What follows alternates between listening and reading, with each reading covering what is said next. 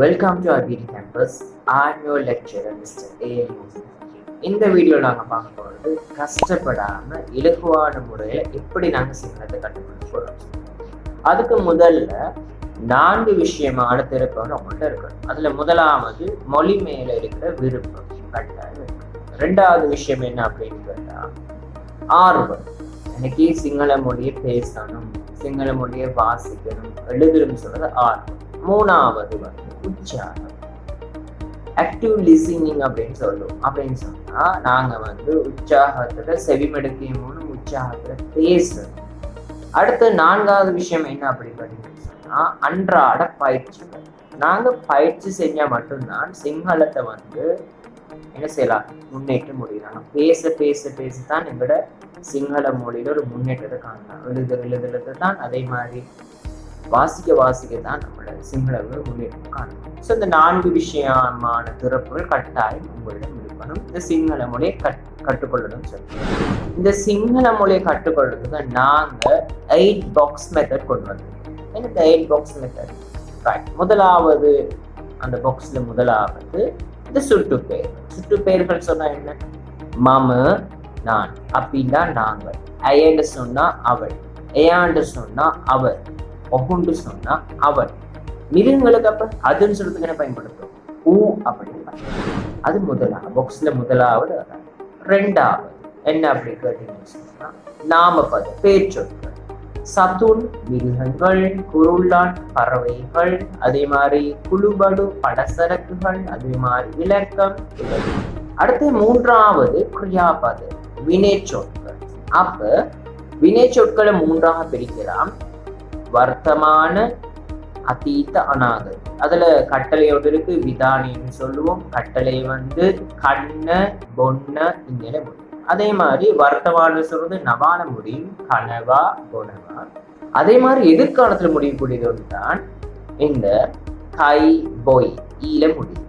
அதே மாதிரி இந்த வினை சொற்கள் இன்னும் பெரியும். கண்ணன்னு சொல்றது கண்ணேன்னு முடியும், சாப்பிடுவது. அதே மாதிரி கேவா, கேவை, சாப்பிட்டது. அதே மாதிரி கண்ணக்குட்டை, சாப்பிடும் போது. கத்தி, சாப்பிடும் போது. அந்த மாதிரி விஷயம். அடுத்தது என்ன கேட்டீங்கன்னு சொன்னா 4வது பாக்ஸ் 4வது கேள்வி கேட்கும் சொற்கள். கவுதர், யார், முகாதர், என்ன, காகிதர், யாருடைய, காட்டது, யாருக்கு, அந்த மாதிரி விடயங்கள். அடுத்த விஷயம் என்ன கேட்டீங்கன்னா நாம விசேஷம், பேரடை மொழிகள். உச, உயரமான, மிதி, குள்ளமான.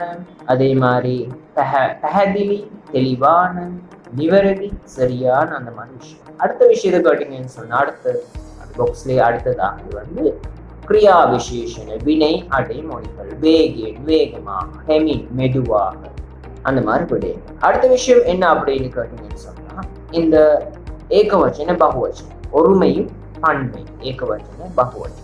பென்சில், பென்சா, பேன, பேன், அந்த மாதிரி விடயம். அடுத்தது நீ பார்த்துப்பது சில சொற்களை நாங்க இன்னொரு சொல்லோட எழுத்தோட நாங்க இணைத்து அதை நாங்க வசனத்தை பயன்படுத்தும். உதாரணத்துக்கு பேனையால் எழுதுகிறேன், எப்படி சொல்லலாம்? பேன் என்று சொன்னா பேனை. நாங்க என்ன செய்ய போறோம்? பேன் சொல்லிட்டு ஒருமை. அப்ப நாங்க அது என் செய்ய போறோம். பேனின், பேனையால் எழுதுகிறேன். பேனின் இவ்வா.